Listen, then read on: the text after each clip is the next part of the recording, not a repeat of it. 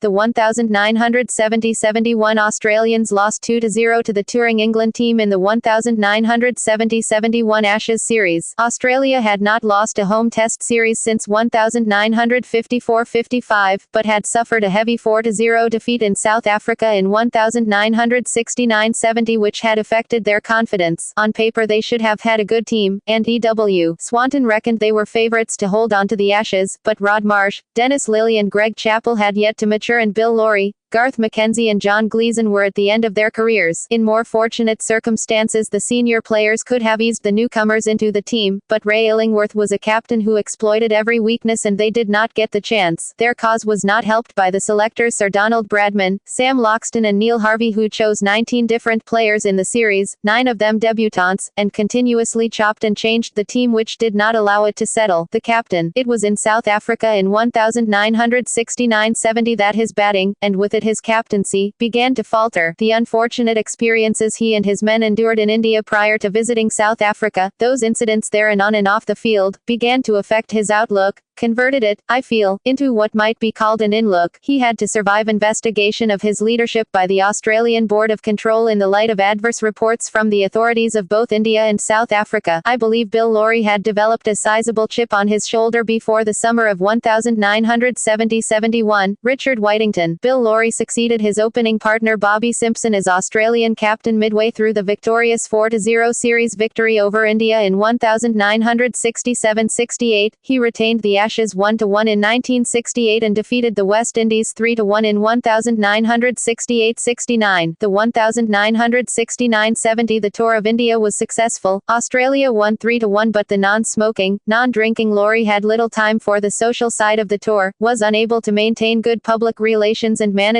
Fred Bennett submitted an unfavourable report. In the subsequent tour of South Africa he lost 4-0 and he sent the Australian Cricket Board a list of player grievances. According to vice-captain Ian Chappell, that was the end of Lawry as captain of Australia. Then it was just a matter of finding any excuse to get rid of him. In 1970-71 he was determined to retain the Ashes, but chose to do this by batting every match into a draw and was criticised by his cautious, negative captaincy. With a victory required in the final test to even the series and retain the Ashes, the selectors dismissed Lawry, the first time an Australian captain had been dropped in mid-series. They failed to inform Lawry, who heard the news on the radio and was soon besieged by reporters. He accepted the verdict with his usual stoicism, but it was the end of his test career and Australia lost a great opening batsman aged only 33. His successor Ian Chappell was far more aggressive and inspirational captain, but lost the last test and with it the Ashes. However, he recreated the Australian team in his own image, and by 1974-75 it would be the most powerful test team in the world. Batting. On paper Australia had a sound batting lineup. Bill Lawry, 47.15, Ian Redpath, 43.45, Keith Stackpole, 37.42, Doug Walters, 48.26, Ian Chappell, 42.42, Greg Chappell, 53.86, wicket-keeper Rod Marsh, 26.51, and all-rounder Kerry O'Keefe, 25.76. None of these failed in the series, but the state batsmen who were called up to fill in the gaps were not capable of facing the English bowling attack. Although they batted out a draw in 4 of the tests, they collapsed twice in the second innings of the Sydney tests, the only wicket that did not favour the bat. Bill Lawry was a dour left-handed opening batsman with tremendous concentration who was once unfairly described as a corpse with pads on.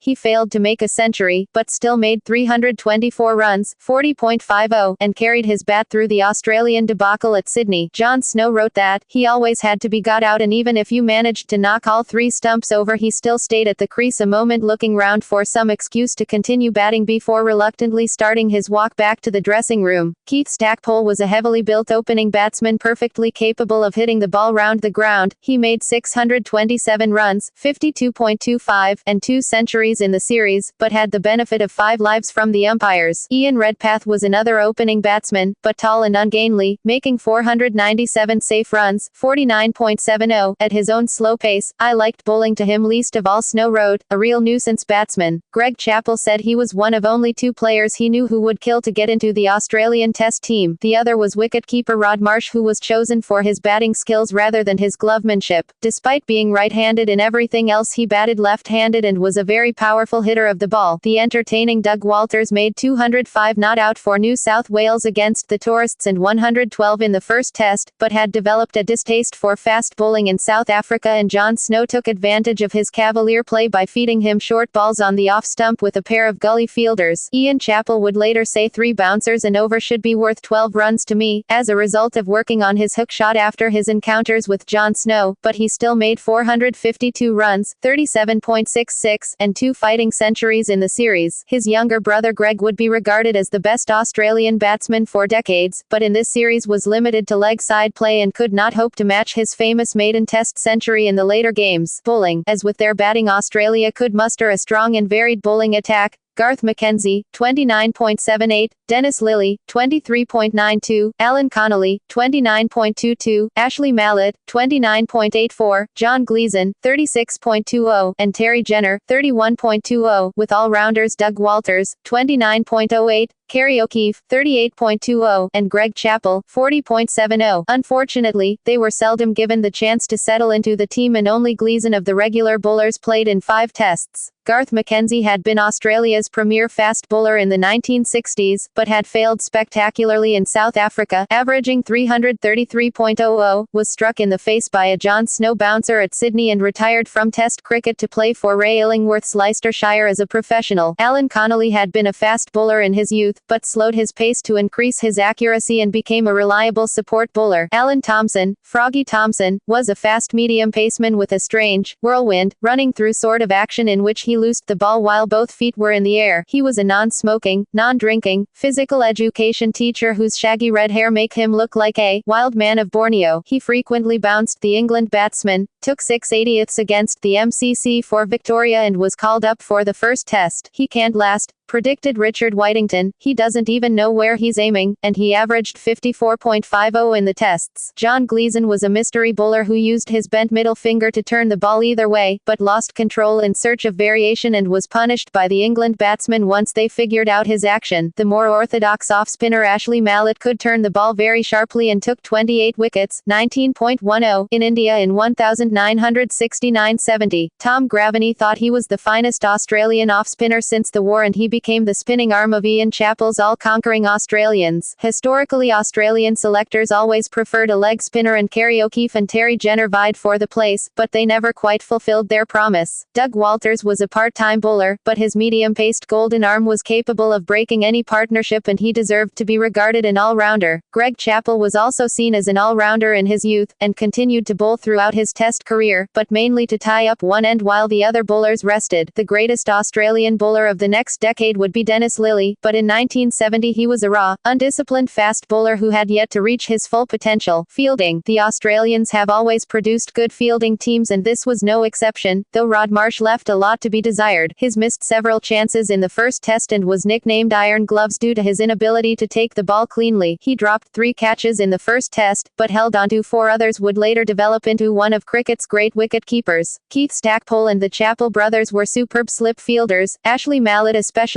in the gully, and Ian Redpath a remarkable close fielder anywhere. Test statistics. First test, Brisbane. See main article 1970-71 Ashes series. Second test, Perth. See main article 1970-71 Ashes series. Third test, Melbourne. See main article 1970-71 Ashes series. First one-day international, Melbourne. See main article 1970-71 Ashes series. Fourth test, Sydney. See main article 1970-71 Ashes series. Fifth test, Melbourne. See main article 1970-71 Ashes series. Sixth test, Adelaide. See main article 1970-71 Ashes series. Seventh test, Sydney. See main article 1970-71 Ashes series. Annual reviews. Playfair Cricket Annual 1971. Wisden Cricket is Almanac 1971. Video. Alan Border and David Gower, The Best of the Ashes 1970-1987. 2 Entertain Video, 1991. DVD. David Steele, England Cricket 6 of the Best, the 70s, a sharp focus production for Green Umbrella, 2009, showing England's 299-run victory in the 4th Test at Sydney in 1970-71.